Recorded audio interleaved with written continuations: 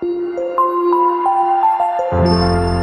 है स्टूडेंट्स, आज हम बात करेंगे फ्रेज और क्लास के डिफरेंस के बारे में कि फ्रेज क्या होती है और क्लास क्या होती है। तो इससे पहले हम जो है प्रीवियस लेक्चर में वर्ड और सेंटेंस का जो डिफरेंस है वो हम पढ़ चुके हैं कि वर्ड जो है ये बेसिक यूनिट ऑफ लैंग्वेज होता है और ये एक ऐसा कम्बिनेशन ऑफ लेटर्स होता है, ठीक है, अल्फ़ाबेट्स या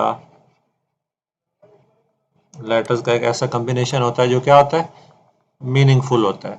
तो एक मीनिंगफुल कम्बिनेशन ऑफ लेटर जो है उसे हम वर्ड कहते हैं और उसी वर्ड को आगे हम लेके जब चलते हैं तो हम कहते हैं कि group of words with complete and meaningful sense, ठीक है, जिसमें मीनिंगफुल सेंस मौजूद हो उसे हम क्या नाम देते हैं, सेंटेंस का।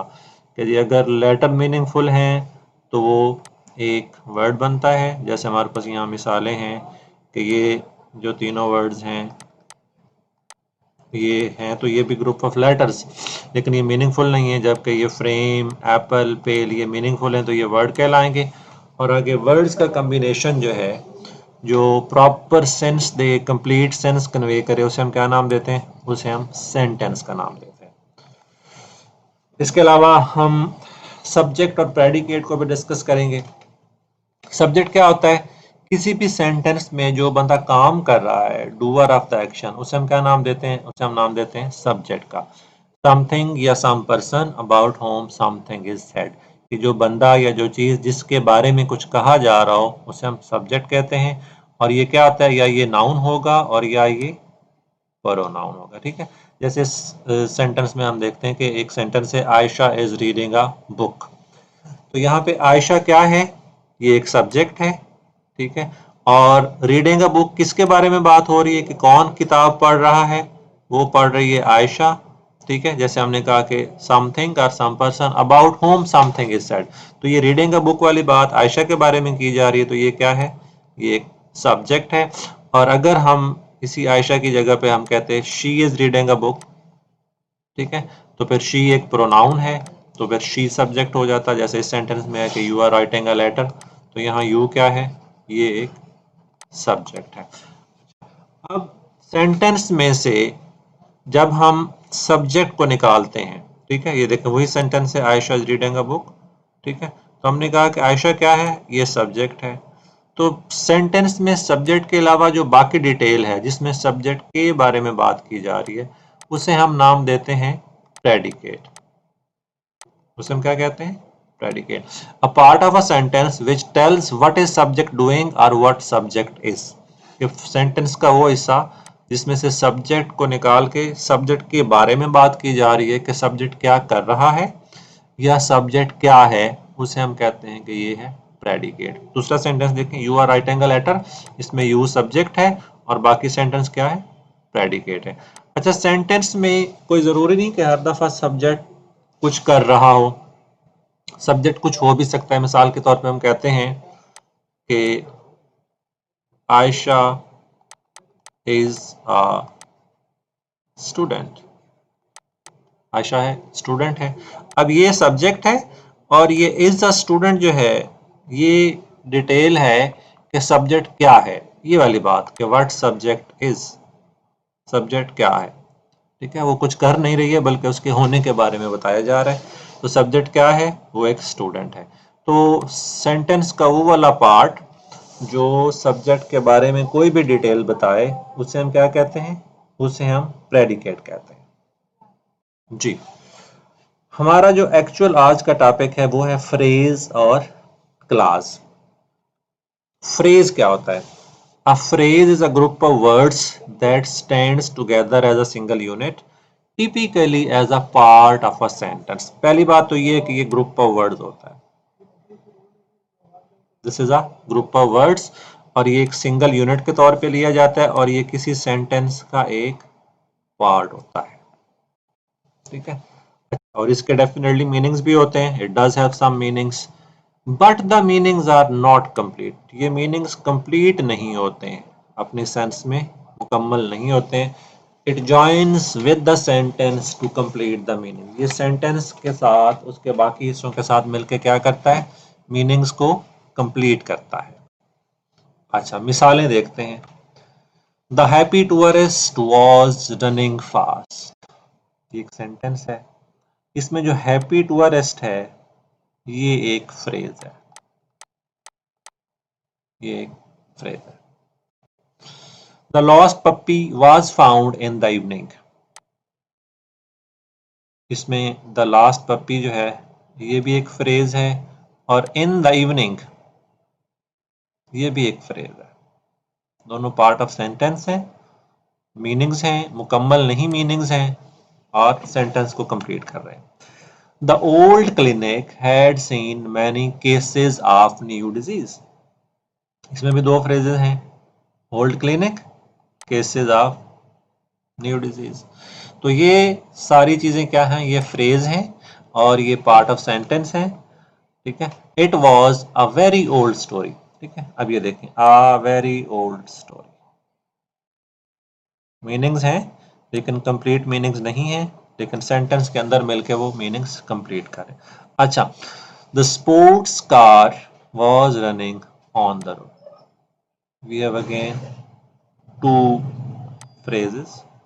The sports car was running on the road. अच्छा, अब इन सब फ्रेजेस में हमारे पास एक चीज कॉमन है, वो क्या है, अगर आपने पॉइंट वो नोट किया हो तो वो ये है कि जो फ्रेज है ये ग्रुप ऑफ वर्ड्स है।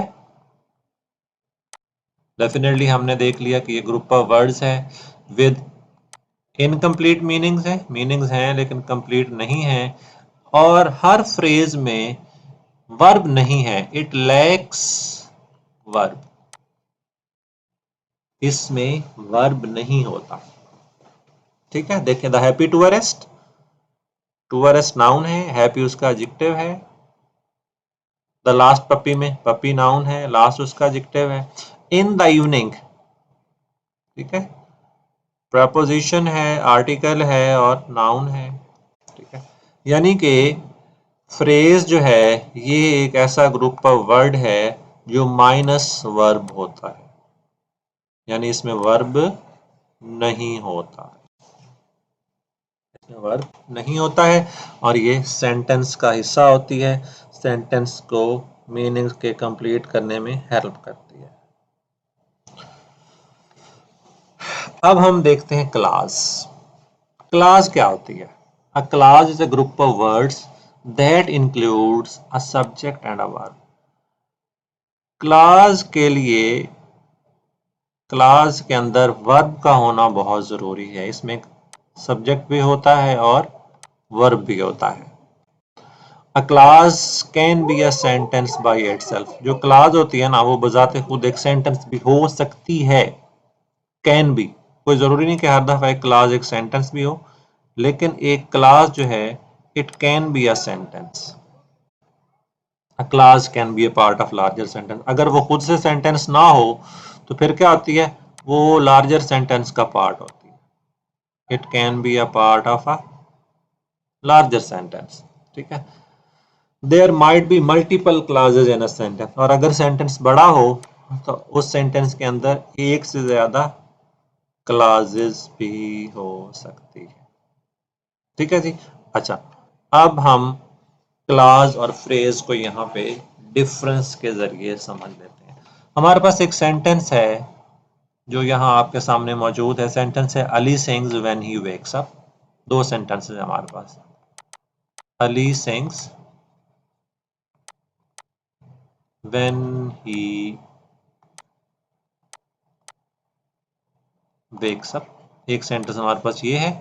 दूसरा है, दोबारा ये देखें, एक दफा हमने इसको यूं मिला लिया और एक दफा हमने इसको यूं मिला लिया। हम फर्स्ट पार्ट को देखते हैं, Ali sings when he wakes up. सबसे पहली बात तो ये है कि अगर हम यहाँ फुल स्टॉप लगा दें तो ये बजाते खुद हमारा क्या है, ये एक सेंटेंस है, और इस सेंटेंस में चूंकि एक सब्जेक्ट मौजूद है अली और एक वर्ब मौजूद है सिंग्स, लिहाजा ये एक क्लास भी है, और इस एग्जांपल में यही हमारी क्लास एक पूरा सेंटेंस भी है। यानी अगर हम ये कहें कि it can be a sentence by itself, तो हम ये कह इसकी मिसाल ये लगा सकते हैं कि अली सिंग्स जो है ये क्या है, ये बजाते खुद एक सेंटेंस भी है और एक क्लास भी है। ओके, अच्छा अब हम इसको यूं मिला के पढ़ते हैं, Ali sings when he wakes up. अब क्या है, व्हेन ही वेक्स अप जो है ये एक क्लास है। क्या है, क्लास है। क्यों, यहां पे एक सब्जेक्ट भी मौजूद है और एक वर्ब भी मौजूद है। इट हैज अ सब्जेक्ट, ये शी नहीं ही होना था, ठीक है, और एक वर्ब भी मौजूद है। तो ये क्या है, अब ये क्लास बन गई है, लेकिन ये क्लास जो है इस सेंटेंस का हिस्सा है, इस सेंटेंस का, Ali sings when he wakes up. ठीक है, तो ये व्हेन ही वेक्स अप जो है यहाँ पे क्या है, ये क्लास है जो एक larger sentence Ali sings when he wakes up का हिस्सा है। ओके जी, अब हम इस सेंटेंस को यूं मिला लेते हैं, Ali sings in the morning. अब Ali sings in the morning में इन द मॉर्निंग जो है ये क्या है, ये फ्रेज है। क्यों फ्रेज है, क्योंकि इसमें ना तो सब्जेक्ट है और ना ही वर्ब मौजूद है। अगर इसमें ऊपर वाले एग्जाम्पल की तरह व्हेन ही वेक्स अप की तरह सब्जेक्ट और वर्ब मौजूद होता, सॉरी सब्जेक्ट और वर्ब मौजूद होता, तो फिर ये एक क्या कहलाती, फिर ये एक क्लास कहलाती। अच्छा, अगर हमारे पास ये सेंटेंस यूं हो, Ali sings when he goes to his friend। Ali कब गाता है, जब वो अपने दोस्तों की तरफ जाता है। तो यहां पे देखें, when he goes to his friends, ये अगेन क्या है, ये क्लास है, क्योंकि यहाँ पे सब्जेक्ट भी मौजूद है और वर्ब भी मौजूद है। तो हम कह सकते हैं कि क्लास जो है this is a part of a sentence, ये एक लार्जर सेंटेंस का हिस्सा हो सकती है या एक इंडिपेंडेंट सेंटेंस हो सकती है, और इसमें एक सब्जेक्ट और एक वर्ब का होना जरूरी है। और एक बात और, अगर ये क्लास अलग से एक सेंटेंस के तौर पे इस्तेमाल हो जाए, अगर एक क्लास अलग से सेंटेंस के तौर पे इस्तेमाल होए, जैसे यही अली सिंग्स को हमने यहाँ कहा कि can be sentence by itself, तो ये अली सिंग्स एक सेंटेंस है। अगर ये खुद से सेंटेंस बन जाए तो हम इसे कहते हैं कि ये इंडिपेंडेंट क्लास है। क्या कहलाती है,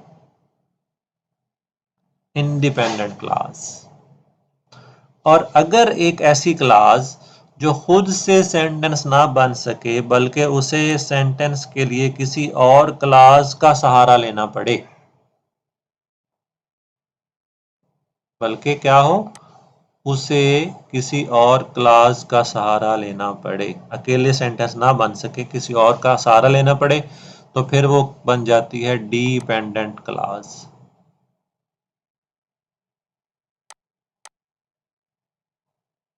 डिपेंडेंट क्लास क्यों होती है, क्योंकि उससे डिपेंड करना होता है किसी और सेंटेंस के ऊपर। मिसाल हम यही लेते हैं कि हमारे पास एक सेंटेंस है, Ali sings when he wakes up. ठीक है, इसमें ये देखें, एक पार्ट है अली सिंग्स, ये एक इंडिपेंडेंट क्लास है। क्यों, क्योंकि अली सिंग्स को हम आजाद, एक आजाद सेंटेंस के तौर पे भी इस्तेमाल कर सकते हैं। लेकिन जो दूसरी क्लास है व्हेन ही वेक्स अप, ये बेचारी अलग सेंटेंस के तौर पे इस्तेमाल नहीं हो सकती। अकेला ही वेक्स अप होता तो ये एक इंडिपेंडेंट क्लास होती है, लेकिन व्हेन ही वेक्स अप है तो ये क्या है, ये डिपेंडेंट क्लास है, क्योंकि व्हेन की वजह से इसको किसी और क्लास की भी जरूरत है। तो आई होप कि आपको क्लास, फ्रेज, इंडिपेंडेंट क्लास और डिपेंडेंट क्लास की समझ आ गई होगी। If you have any questions, तो you may ask in the WhatsApp group और you may ask in the comment box. Wish you good luck. अल्लाह हाफिज।